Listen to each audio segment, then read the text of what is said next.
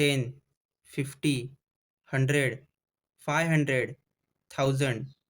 इन सभी नंबर में एक नंबर कॉमन है और वो है ज़ीरो।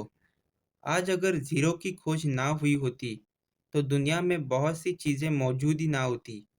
पूरी दुनिया को आज ज़ीरो का महत्व पता है और इसकी खोज भारत के महान मैथमेटिशियन आर्यभट्ट ने की थी।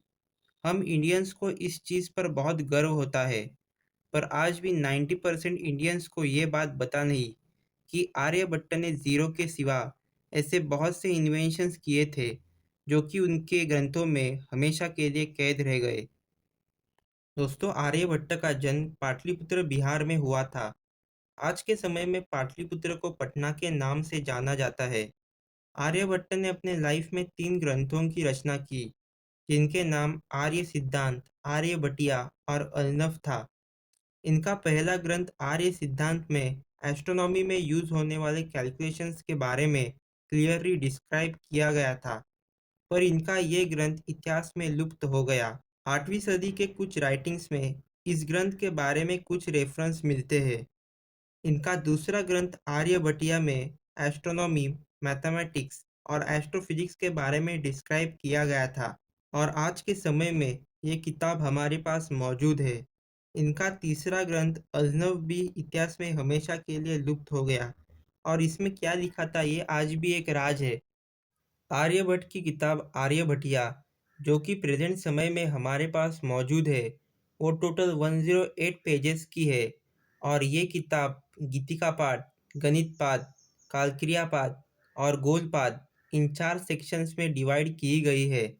सेक्शन 1 गीतिकापाद में नंबर्स को लिखने की अलग-अलग मेथड्स, टाइम को मेजर करने के यूनिट्स और अर्थ के रोटेशन और उसके कैलकुलेशंस के बारे में विस्तार से लिखा गया है।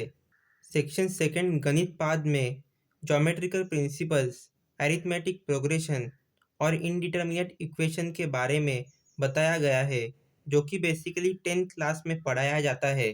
सेक्शन थर्ड काल क्रियापाद में मेजरमेंट ऑफ टाइम, ग्रहों की स्थिति और दिनों को जानने के बारे में बताया गया है। इसका मतलब ये क्लियर होता है कि आर्यभट्ट ही वो पहले इंसान थे जिन्होंने speed is equal to distance upon time का फॉर्मूला दुनिया में सबसे पहले खोजा था। और आज दुर्भाग्य से इनकी इस खोज के बारे में बहुत ही कम लोग जानते हैं। सेक्शन 4 गोलपाद, और ये इस ग्रंथ का आखिरी चैप्टर है। इस चैप्टर में ग्रहों के बारे में विस्तार से बताया गया है। ट्रिग्नोमेट्री प्रिंसिपल्स और ग्रहों की गति मापने के तरीकों के बारे में भी इसी चैप्टर में बताया गया है। आज दुनिया में जब भी ट्रिग्नोमेट्री की बात होती है, तब यूनानियों के योगदानों को बहुत ही महत्वपूर्ण माना जाता है, पर आर्यभट्ट का भी इसमें बहुत बड़ा योगदान है। उनकी किताब आर्यभटिया में ट्रिग्नोमेट्री प्रिंसिपल्स के बारे में लिखा गया है। दोस्तों, दुनिया में आज बहुत सारे लोगों को ये बात पता नहीं, पर आर्यभट्ट ही वो पहले इंसान थे जिन्होंने पाई की सही वैल्यू 4 डिजिट तक निकाली थी, जो कि 3.1416 थी। पर उन्होंने ये भी कहा था कि ये वैल्यू एक्यूरेट नहीं, अनुमानित है। दोस्तों, आर्यभट्ट इतने बुद्धिमान थे कि उन्होंने एरिया ऑफ सर्कल को कैलकुलेट करने का तरीका और उसका फॉर्मूला भी बताया है, और वो भी विदाउट पाई की वैल्यू यूज करके। इसके अलावा आर्यभट्ट ही वो पहले इंसान थे जिन्होंने साइन एंड कॉस का जिक्र अपने किताब में किया था। दोस्तों, आप सभी के मन में ये सवाल तो जरूर आया होगा कि आर्यभट्ट ने अपनी किताब आर्यभट्टिया को संस्कृत के श्लोकों में लिखा था, तो फिर उसे मैथ्स के बड़े-बड़े फॉर्मूला और इक्वेशंस को आखिरकार कैसे प्रदर्शित किया गया? तो इसके पीछे भी आर्यभट्ट का तेज दिमाग ही था। आर्यभट्ट ने एक ऐसे इंस्क्रिप्शन का इन्वेंशन किया था जिसमें नंबर को संस्कृत के शब्दों में कन्वर्ट किया जाता था, और इसी इंस्क्रिप्शन के जरिए बड़े-बड़े नंबर को संस्कृत के श्लोकों में कन्वर्ट किया जाता था। इंफॉर्मेशन के लिए बताया जाए तो केरल में भी इसी तरह के इंस्क्रिप्शन को इन्वेंट किया गया था, जिसका नाम कटपयादी था और जिसमें मलयालम नंबर को शब्दों में कन्वर्ट किया जाता था। दोस्तों, आर्यभट्टिया ग्रंथ में टोटल 121 श्लोक है और हर एक श्लोक अपने आप में महत्वपूर्ण है। आर्यभट्ट ने दुनिया को जीरो के अलावा बहुत कुछ दिया।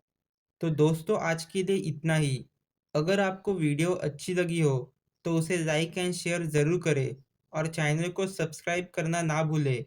अगर आपको और किसी भी टॉपिक पर वीडियो चाहिए हो, तो कमेंट सेक्शन में अपनी राय ज़रूर दें।